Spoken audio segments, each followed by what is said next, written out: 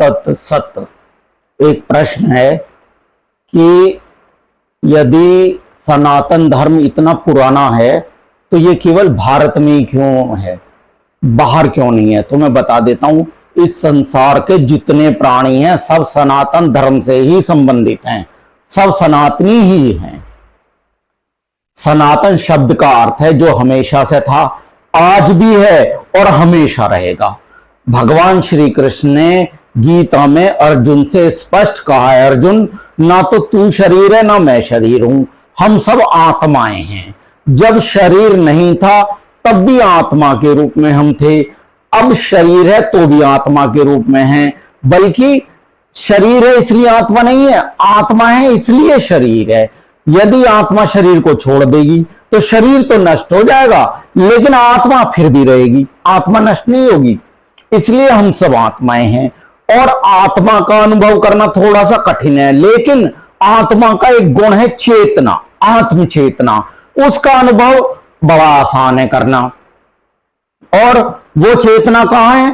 पृथ्वी में उर्वरा शक्ति के रूप में वो चेतना है, जल में रस है, अग्नि में तेज है, वायु में गंध है, आकाश में शब्द हैं। ये पंचभूत भी सनातनी है क्योंकि इन सबके अंदर चेतना है, आत्म चेतना है। और वही आत्म चेतना कहां है?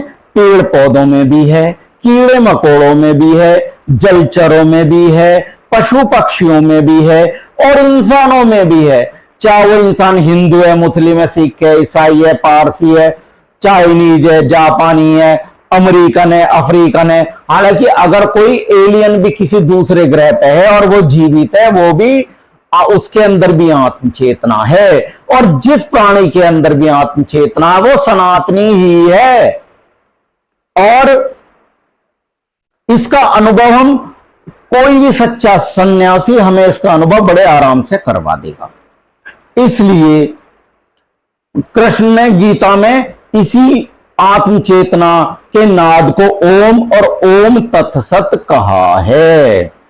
इसलिए पूरे विश्व में, पूरे ब्रह्मांड में अगर कोई भी जीवित प्राणी है वो सनातन धर्म से संबंधित है, सनातनी ही है, आत्म चेतना उसके अंदर है। इसलिए शुद्ध बनो, पवित्र बनो, शाकाहारी बनो, सनातन से जुड़ो और धर्म और आध्यात्म से संबंधित कोई भी प्रश्न हो तो मुझसे जरूर पूछें। ओम तत्सत।